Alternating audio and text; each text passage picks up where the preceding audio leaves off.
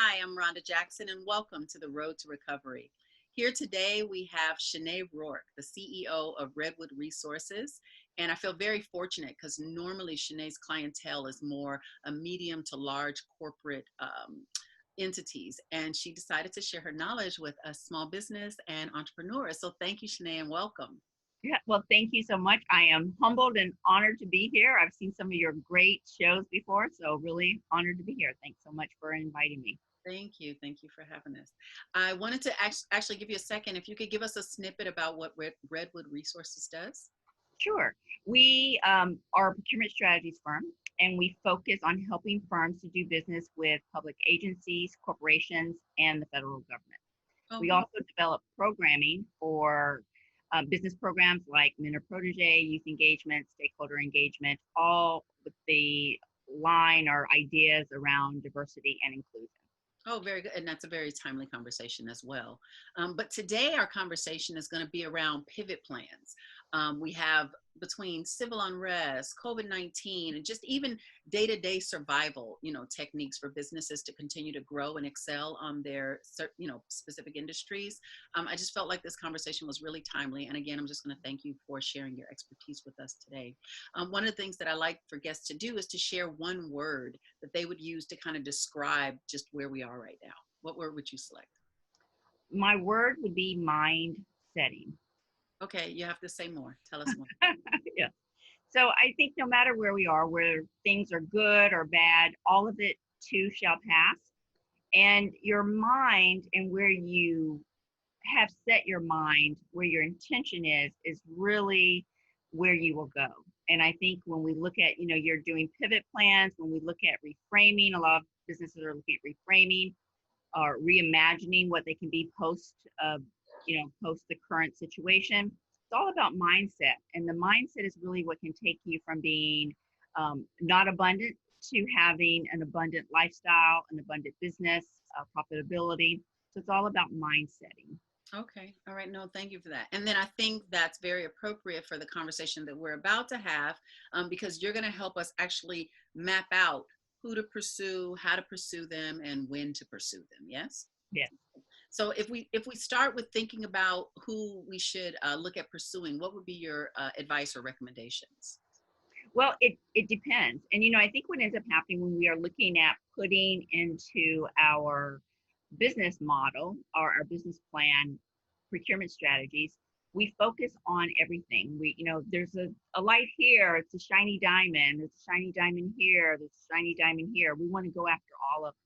And I think that we really need to really be a little more strategic and focused. When I look at some of my clients who are multi-million and some billion-dollar firms, they really have a strategic plan that's very focused and very intentional. So I do think one of the things that's very important, and I'll talk about this on the how and the when as well, it's really about research. A lot of the work that we do is really research intensive, and for small businesses, really research. You want to research who you're going after, but before you even identify who that is, you want to make sure that you are swimming in a pond with a lot of fish. And what I mean by that is, when you fish, you want to make sure there are a lot of those entities, whether it's public agencies or corporations or the federal government, that are buying what you offer. And if they only buy once or twice a year, or they buy, or if they buy a lot 100 times a year, your chances are better when there are more fish in the pond. So you want to make sure that you research that. You want to make sure that you understand what their spend is in your particular area or industry or sector before you even go to who is a good partner for you to pursue. Okay, so let me just make sure I heard you correctly. And when you identify the fish in the pond, those are actually the customers or the opportunities. We want to make sure that it's a sustainable revenue stream as far as the supply and demand side of things, right? That there's enough demand or need for what you're offering. Is that correct? Exactly. Okay. It's the procurement part. So you want to make sure that they procure what you're buying. Okay. Oh, that makes sense. Okay, so now we've established that. We've got a nice little, set of fish in our pond, or we know that there's, some need for our service or our product. Then what would be the next step? You mentioned a how and a when. Which one comes next? Yeah. So the how is next, I think, and how do you pursue them? Again, it's all about research. How are they doing business? So a lot of things that we end up doing, and I mentioned it is research intensive, which is sometimes harder for small businesses to devote the time to do it. But I can guarantee you, if you do all that hard stuff in the beginning, there's still going to be research as you go through, but it will really help set you up for success when you're looking to do procurement with some of these agencies or corporations or the federal government. How you do it. One of the things you want to do if you're looking at corporate entities is you want to look at their annual report or their strategic plan for their company. It could be a public agency. They all have long-term plans. You want to look at those. You want to see what their mindset is, where they're going with that. You want to attend their board meetings. If it's a public company, you want to attend their annual stakeholder meeting. It gives you insight on where they're going, what's important for them, what their message is, and you want to see how your business can help solve the solutions. I think a lot of times, again, with mindset in mind, we look at it, oh, we're small or diverse business. What are they going to give us for that? It's really the positioning or mindset is really about how can I help solve the problem that this business or entity has? Okay. And if we approach it from that mindset, it's really a better way to go on the how. Okay, so I hear you telling us to show up to be of service, to actually solve problems and help the customer with whatever their agenda is. So I love that alignment component because I don't think that as business owners, I don't think I hear a lot about that. You know, aligning my service and solution with what that corporation's priorities are. So that is golden. If we go back for the who and the how, can you think of an actionable step, like actual pen to paper or a website or, just to start that? Because I think, well, that's just it. For us not to overthink it, right? Because when you Yeah. say research, that's a really broad term. Where would you recommend that we start? And if we could just go back to the who, like research who, from what perspective or on what website? Sure. There's so many of those, which makes it hard. So again, I think one of the first things you can do is you can identify your avatar, right? Your avatar is who you want to do business with by first laying out what you're offering. My client would need this, and list out all your services or your products, list all that out and say, this is the kind of client that would need that. They would be this kind of company with 5 million in revenue, or they would be a public agency that focuses on painting services or focuses on construction as one of their core segments of business. So you want to identify that first as your avatar, and then you can go and look at them, because the procurement world is such a, it's kind of like going down the rabbit hole with Alice in Wonderland, if you will. Once you get down there, you can go in so many different ways. There are public agencies, there are public utilities, there are public companies and private companies that also procure your services, the state. Even I would give you, if you're not doing any procurement at all, one of the best and easiest ways currently right now is most of your readers or watchers are in California or majority. Yeah. Okay. So for California, and even if you're not in California, you can still look at this. Look at the state of California, or look at the state that you're in. They also procure products and services from everything. And I've heard people say even down to mice. They will procure mice because they need that for some of their scientific studies, right? So go to the Department of General Services in California. It's a very quick way to get certified. It takes less than 30 minutes to do that if you're a small and diverse business. Just a few documents that you need, just get them handy, pop them into that, and then voila, you're certified as a small or diverse business. Okay. Then you can look at theirs. That's a great, actually that's really a great training ground for you before you kind of branch off into other areas, because they will more than likely buy a lot of products and services that small and diverse businesses would have. So you've actually just given us a lake. Our first lake to fish in, and you're saying the whole gamut of products they need: pens, paper, mice, horses, cars, janitorial services, right? Yeah. So and I think that website is DGS. I'll definitely link it in the description box below. So for our who, for all points and intents for the rest of this call, is DGS, right? The Department of Goods and Services. And so we've identified them. So you're recommending that we go to their website, take a look at their annual report or their about us, or some document, their mission statement. How do we align with them? Yes? Was that the next step? That is, yes. And you want to get their plan too. They will have, the state of California has a long-term plan as well, as everyone does. Get that, the governor would have that. You would see some of the things that he has. Also look at their budgets. You know, their budgets are really key, critical components to look at on where you can make sure you are aligning your service mindset to. Okay, I like that. Okay, so are we now at when? Win, yes, win is win. Win is Okay. good. When is now? When is after the research? When is? So once you've done that, if you find that they are indeed, you've been able to, you've developed your avatar, you've gone to this website, you've determined that by putting in your product code or your service codes or your NAICS codes, you find, oh, they do buy a lot of what I do, and you're like, the California is a entity that I want to pursue. When do you pursue? Well, with public agencies, a lot of them are done through the procurement process, as you know, you've been very successful in that. And so you look for those opportunities, and then you need to set your calendar, because sometimes they will come in. I do hours on Monday, Wednesday, and Friday. That's a tip for your audience as well, because they can come in at any time. It can come in on Monday at 12 midnight or Thursday 5 a.m. You just never know when those are posted and promoted. And so you want to look at that. When are the due dates for those? And then backtrack to make sure that you can meet that proposal need if you need it. So again, theirs are all done usually through over a certain threshold dollar amount through the proposal process. Okay. So we've identified, for example, DGS as a source of a new client pool for needing our goods and services. We're going to do a little research on them. We understand how they do business. We're checking the website. It sounds like you're telling us to do that regularly. Your suggestion is up to 3 times a week to look for new opportunities that are posted, and then earmark whether or not we can, reply or respond to those bid requests, the request for proposals. Okay, I like that.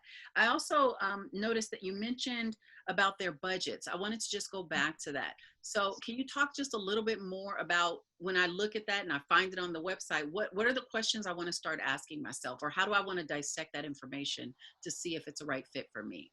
Sure. So through the state, through Governor Newsom's office, he comes up with a budget in the different areas that he is putting the dollars of the state towards. So from a very high level perspective, you would look at those to see where you align with that.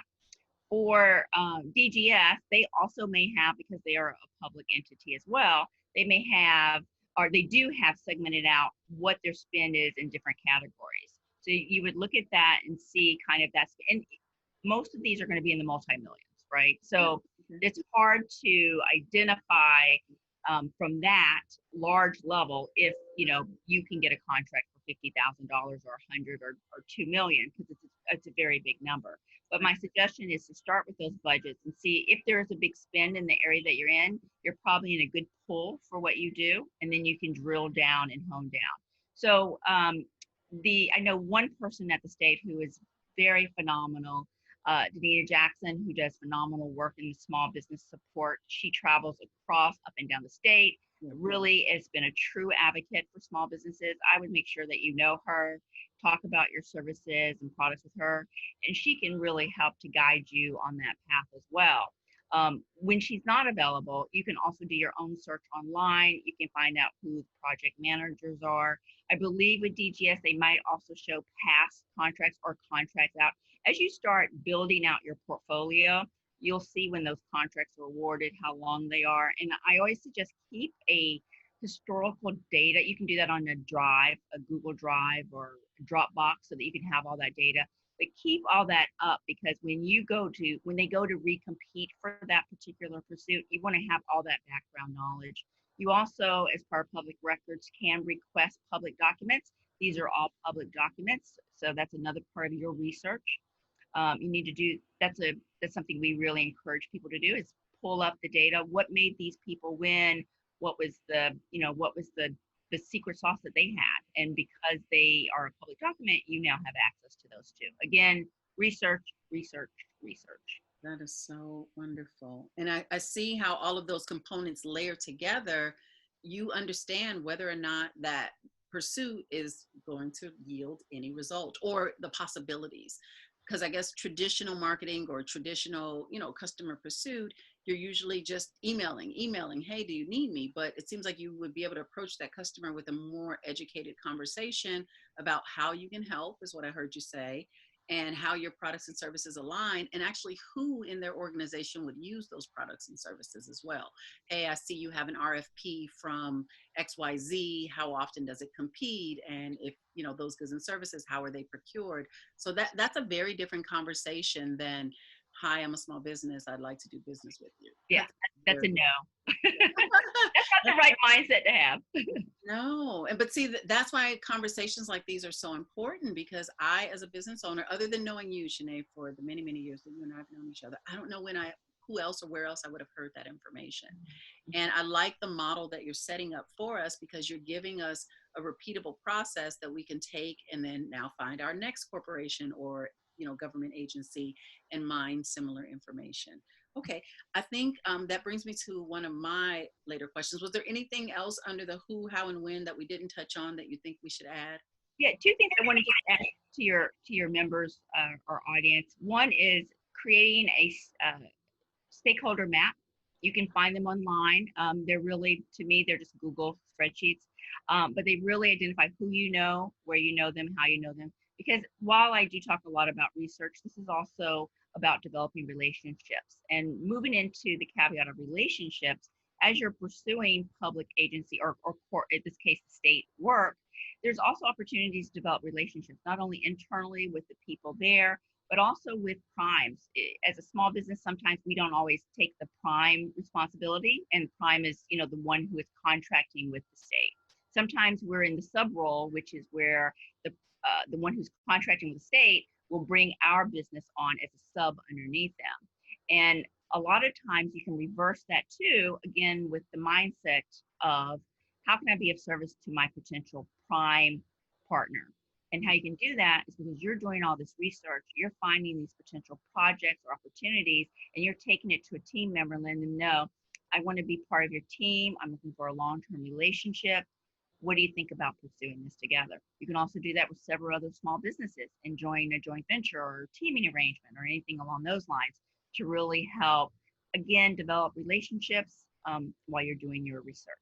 Okay, one, thank you, because you've given us some new topics to invite you back to discuss. But number two, I just want to make sure that we capture what you were saying. So I found this new pool, and technically you're saying that there are two ways that I can engage them.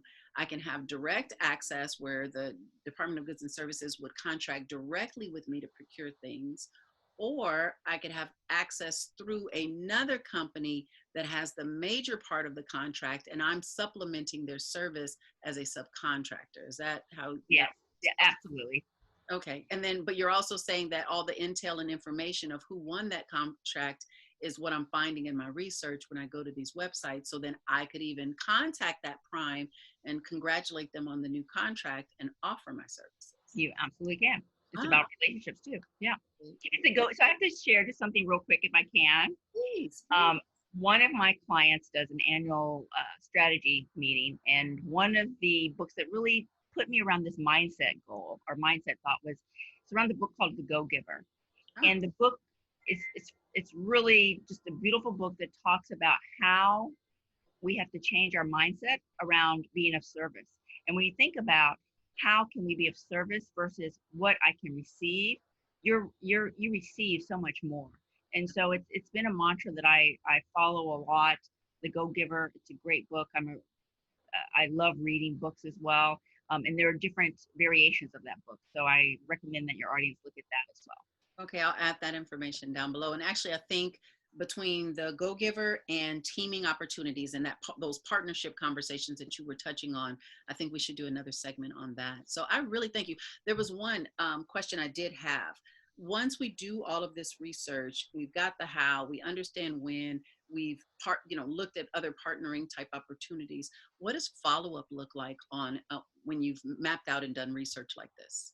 Sure. So it depends on, so obviously for the procurement, if you have a procurement officer, you want to send them information that's relevant for them once you understand who they are, understanding their why, and things about them as you're building out your relationship. and that may not happen with just a one-time call. You know, Right. you want to find out where they are, what they're doing, and be there as well and connect with them. You also, if you see relevant data that's important for them or could be useful in their jobs and what they're doing, again, with that mindset of how am I of service, it may have nothing to do with you. Send that to them. Say, hey, I saw this article on such and such and thought it was of interest to you, or what do you think about this? Or, you know, all those different little touch points really help ingrain you in their memory or mindset, um, for anything. And that goes with the procurement officers at the agencies or corporations or supply diversity people, as well as your teaming partners, whether it be other small businesses or primes.